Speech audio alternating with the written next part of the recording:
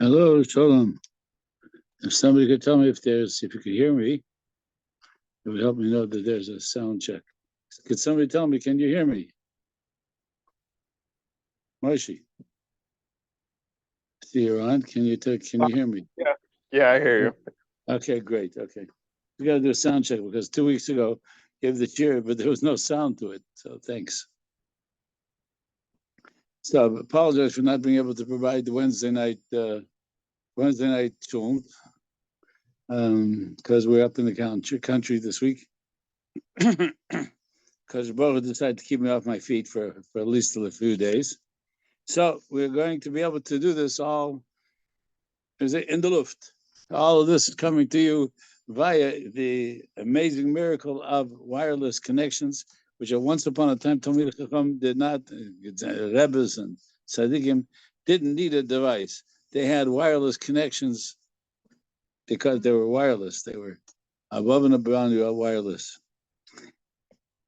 So we're in Parshas Shoftim, which has, I think it was, let's see, I took a look the other day. Not quite as many mitzvahs as Parshas Re'eh, but still a lot.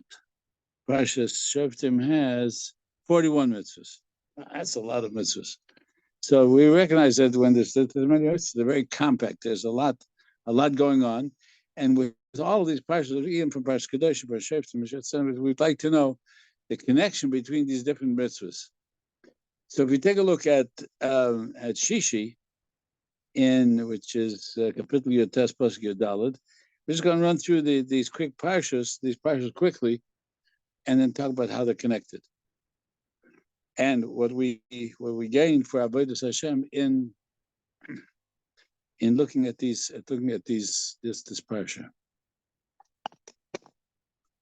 Let's see if we got the right position.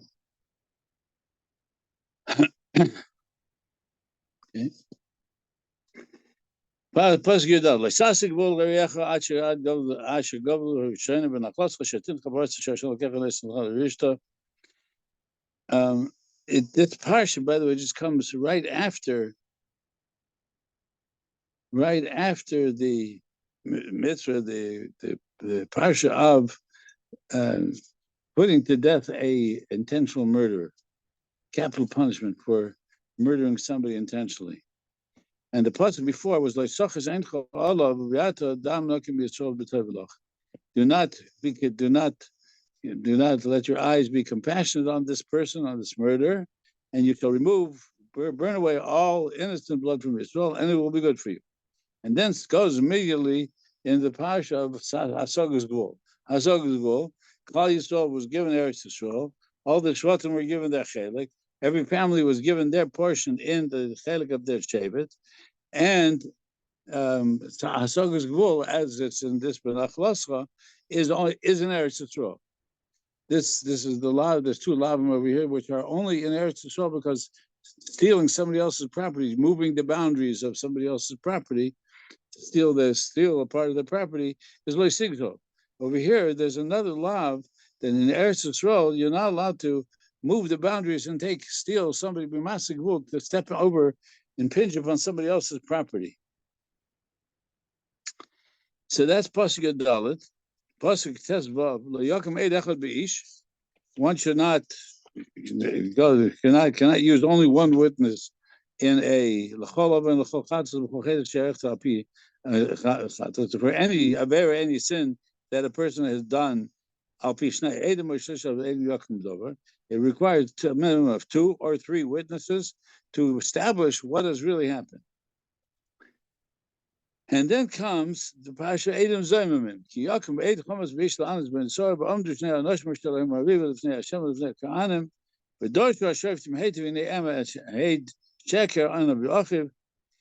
They find out Vasisim L'Kasha Zoma L'Asid L'Achiv V'Batam Yavgabechman. Chazal tell us that this is that 2 people come to testify either about money or even a capital issue. That they were 2 witnesses. That said you had to have 2 witnesses. 2 witnesses step forth, and they cross-examined them, and they accepted the testimony.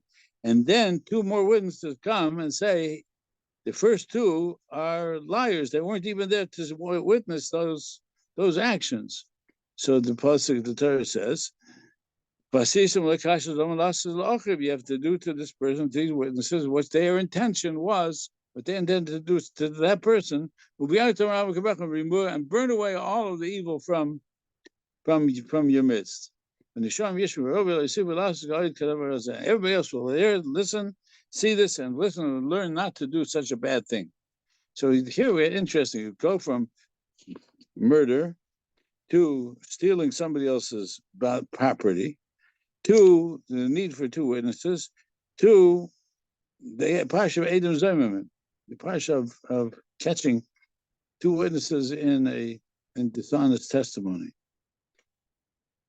But nevertheless, the Torah says regarding this particular aver of Edom Zomim, don't let your eyes be compassionate upon this person. You shall take compensation for what they've done, if it was for life, or for an eye, or for a tooth, or for a hand, or for a foot. They have to, the people who testified that the other person that there was damaged, and there were monetary or other types of damages to be paid for, it doesn't make a difference. Any one of these that the false witnesses testified for, they would be liable for. Then comes a question. The next parsha, which is fairly long, next pasuk going to take most of the rest of Shishi, is you go out to battle and you'll see enemies. You shall him. Do not be afraid of them. And then, so before they go out to the battle, the Kohen comes and speaks to the people, and he tells them, Shema Yisrael. Listen, Yisrael. Atam kravim ayayim lemelchama alevechem al yerach levavchem al tzur al tiflu al teretz me'pneihem.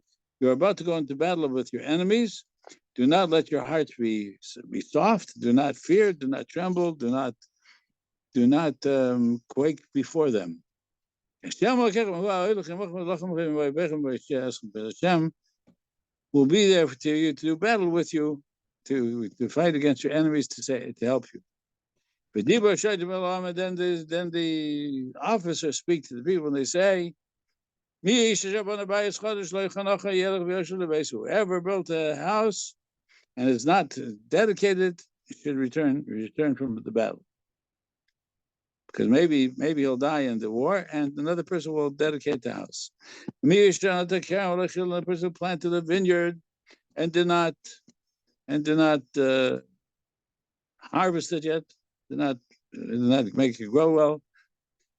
Go back, because somebody else will come and they'll harvest this from this vineyard. A person who was married, he got engaged to a woman and he did not yet marry her, he should go back, because maybe somebody else will take her. And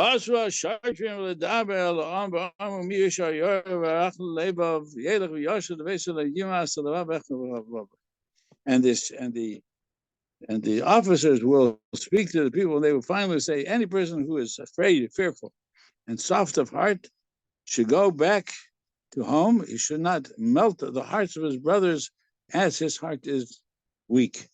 And then at that point, after this all that's said, and then the officers then assign the assignments to the people of the army and lead them into battle. So this last one is a fascinating mitzvah all by itself. I just want to say I had the opportunity in Colorado once to speak for it's the National Prayer Day. And I was invited to Colorado Springs, to the Air Force Academy in Colorado Springs, to give the invocation to the clergy of the army, of the armed forces. In Colorado, there's both Army, Navy, and I guess maybe even Marine battalions that are training and preparing in Colorado. And so on National Prayer Day, they all get together, and somebody always leads the prayer, leads the opening invocation. I don't know how they got my name, but whatever, they asked me if I would come and speak for all of the chaplains in the clergy of the military. So that was pretty awesome. Yeah, so I got up, I prepared, and I got up to speak, and I looked around, and sure enough, you could tell by the uniforms, these were all mostly chaplains and officers in the army. And I got up and says, when we come to, hi Moshe, finally got you on the screen. And I said, when we talk about how the Bible tells us about to prepare for battle, and I went through and I read this parsha. I said, so listen, let me ask my fellow colleagues. He says, here we're saying that a person who is just engaged and not married, who has built a house but not lived in it, has planted a vineyard and not yet harvested it, and who is not anybody who is soft of heart, who is weak of heart, all those should not go to battle. So he says, so what are we sending into battle? So who are we sending into battle? Not the young, not the people who have just are starting to build their homes, not the people who are just starting to produce their income, and anybody who is faint of heart. So he says, so it appears to me that the people that go where led the soldiers that went into battle were us clergy. The clergy must have been those who went into battle, because we are not faint of heart, and we've already got most of our lives already so organized. So, gentlemen, the reason why we're all here today is to pray on behalf of all of the strong-hearted people of the military who are dedicating their lives for the sake of our country. Okay, I got a standing applause. But I thought about it in more of a Torah concept. But who do we send to battle then? We send people who already have families and have homes and have businesses and properties, and those people who we're going to send to battle. But the young and the uninitiated, who have very little to lose, those we're not going to send to battle. So we understand that, because when we talk about what a milchama is, and especially now we're at tonight's Rosh Chodesh Elul, we talk about what the milchama, the battle that we have in our lives. The battles that we have in our lives are such that if we don't pay attention to what it takes to prepare for Rosh Hashanah, we'll have lost the opportunity of knowing what to do when we get into battle. Because there's no question that when we come to Rosh Hashanah, we know that we're going to stand before the Kisei Kavod. We know that the Mekatrik is going to bring all sorts of complaints about Klal Yisrael, and we have to be prepared. For that battle, for that spiritual battle. And since we know that the battle includes not only us, but includes the battle for the entirety of Klal Yisrael, it's the Gemara and beginning of Rosh Hashanah, that Klal Yisrael goes into, before the Mishpat, first, before all the other nations, in order to mitigate the anger of the prosecutor. We go in first. Hashem standing in judgment. This is Klal Yisrael's role, is to intercede not only on behalf of each other, not on behalf of all Klal Yisrael, but even for all of the nations of the world. So it's truly an awesome responsibility that we need to prepare ourselves for, in order so that our tefillos will be niskabel b'rotzon. So I thought about it. And Ibn Ezra says this regarding the sequence of the mitzvahs. It's fascinating. Ibn Ezra is very often hard to learn, because he's very concise. He's very dicta conscious. So, but here on this parsha on Shishi, the Ibn Ezra runs through these mitzvahs and tell you how they're all connected. It says, because the parsha of convicting a murderer, and last Hasagas Gvul is at one point, on one hand, stepping over, taking away another Jew's property that was given to him in Eretz Yisrael, is denying the gift of Eretz Yisrael. It's not saying that Hashem didn't give us this land, which is kfira, right? It's the person who says that Eretz Yisrael is that, I can steal somebody else's land, is saying that we're not given the nafla by Moshe Rabbeinu, by Eliezer, Yeshua. So that Hasagas Gvul, besides, number one, it is a principle of emunah. It's a principle of our betachon that HaKadosh Baruch Hu gives us what really is ours, and taking somebody else is in Eretz Yisrael or even outside of Eretz Yisrael, taking away somebody else's property or business is a denial of the gift of what HaKadosh Baruch Hu gives us. The denial that Hashem gives it to us. Because we're saying that we can steal from somebody else. Stealing from somebody else is saying Hashem gave that to the person, didn't give that to the person. I'm saying I can take it from them, but if Hashem gave it to them, who am I stealing it from? I'm really stealing it from Hashem. So he says, so not only is it a question of emunah, but it is the type of thing which creates enormous conflict. So much so that the one will want to bring witnesses, but if he brings only one witness, where he said, this was somebody else. This was always that a person's property. He didn't steal the property. No. It's not one witness. It's 2 or 3 witnesses. It has to be verified. And if it's Eidim Zaymamin, it's the person who, to get 2 witnesses who will come aligned Bezna, and Bezna finds that we're never even there to testify. So then, again, they now compounded the lack of emunah and betachon, the lack of awareness of that Hashem gives us what we need is enough to cause the type of conflict that would, number one, cause people to commit murder, cause people to lie, and the Torah says, don't be kind and compassionate to it. It says, because you're going out to battle. Every step that a Jew does is the battle to be able to see how are we going to be able to stand up to those who want to take away our credibility of Torah.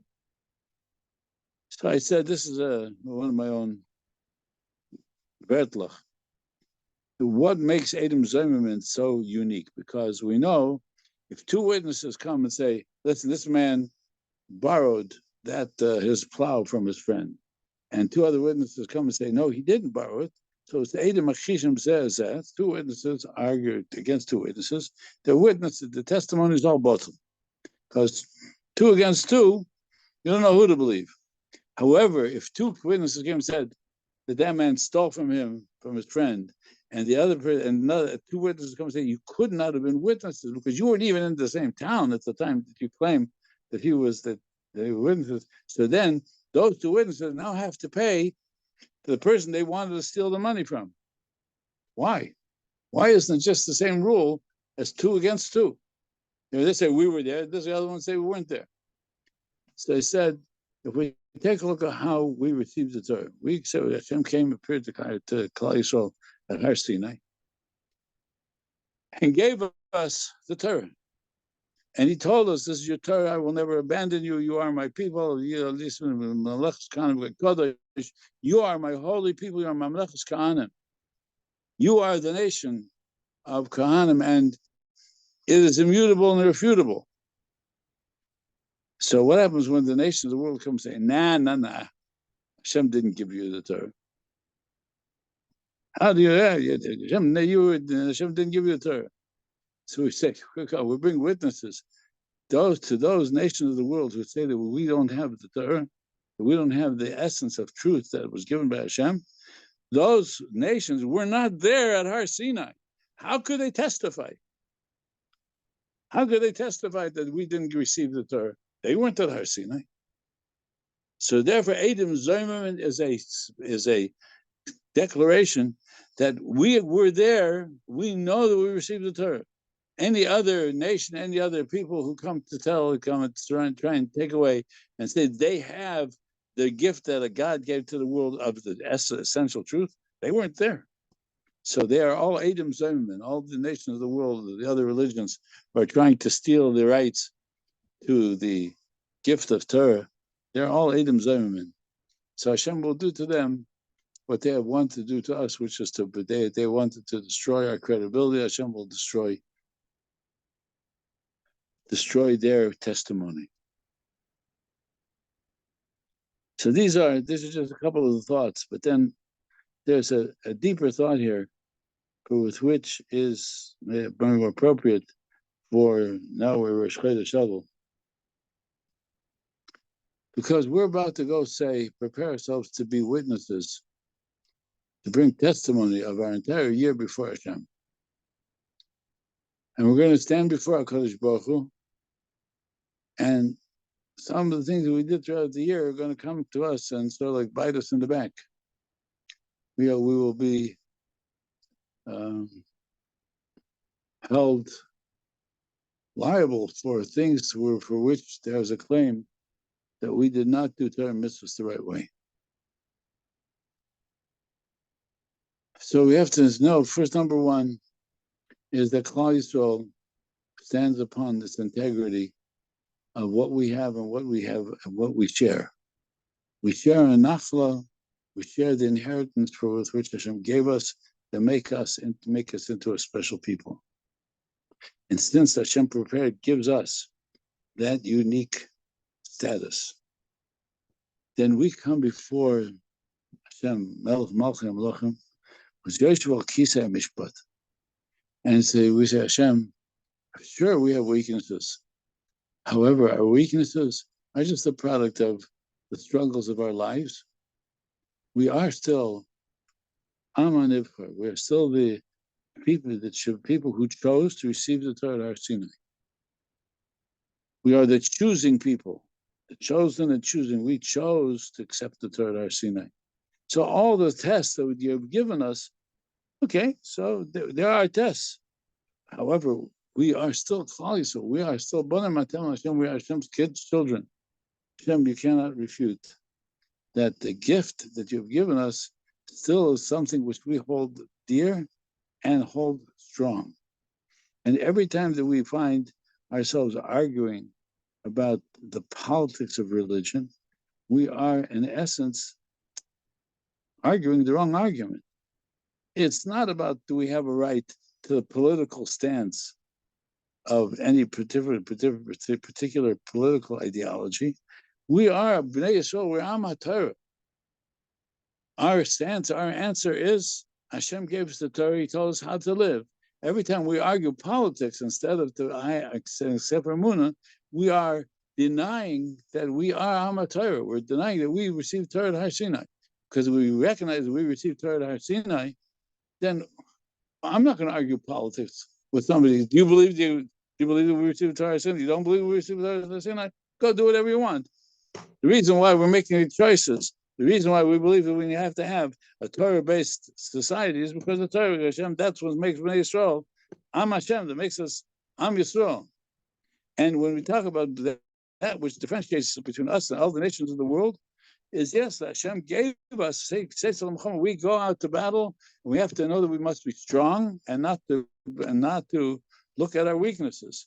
If we allow the weakness of our emunah, we say, oh, maybe we should be moderate in how we impose upon the other not so religious part of our Klal Yisrael, and we could say, well, let's not answer them religion. Let's not answer them that the reason why we need to have mishpat, that's emes, is because the Torah tells us you have to have mishpat, and you have to have judges who are using the Torah to judge. And if the judges are not using it, they're machriv as oilam. The Gemara says any judge who doesn't judge a din emes is machriv as oilam, destroys the world. So we're arguing politics. We have a bit different premise. And our premise is we were there. We were at Har Sinai. We were there. We received this. This has sustained us throughout the last 3,300 years of the history of Klal Yisrael. So you tell me that you want to be a modern, quote, Zionist, not Zionist, whatever, and not use Torah as a basis. Okay, very good, but that's not the argument. Our argument, our position is we have a Torah that tells us how to live in the world to keep the world just. If we're not using Torah to keep the world just, we're not Torah. We're arguing the wrong arguments. Why they don't want to believe it? They don't want to. We have to demonstrate the Torah as emes. Okay, so then it's up to us. It's up to our HaRav to teach the world, teach Bnei Israel, to teach the rest of Bnei Israel that we have the Torah. That's what makes a Jew into a Jew is what is the fact that we receive the Torah at Har Sinai. No other racial identity, no other national identity, no other ideological identity. The reason why we are who we are is because Hashem gave us the Torah. Any person that wants to say that it's not our portion, we have the right to. Let's borrow a little bit from the other, and take away from what another Jew has, because we are entitled to not respect the boundaries of another Jew. It's asigul. We're not allowed to steal away the rights of any Jew and their rights to Eretz Yisrael and to Torah Yisrael. So this is basically a lot of this is really based on the Ibn Ezra, because he connects all of them. He says that's why don't be compassionate. Being compassionate when we're supposed to be protecting Torah is the exact opposite of compassion. It's cruelty to try and fool the world and say, you know what, you don't have to use Torah as your basis. Of course we have to use Torah as our basis. Anytime you haven't used Torah as our basis, we ended up in a lot of trouble. That's our history, and that's because that's who we are. So this parsha, while it appears to be somewhat, the different mitzvahs look on the surface to be not connected with other, according to Ibn Ezra, they're all one stream of thought. Of murder, holding a person liable for life, for taking the life of another Jew, or stealing the person's property, is the same seriousness. Stealing another person's property leads to conflict with poor witnesses, lying witnesses, and ultimately even death.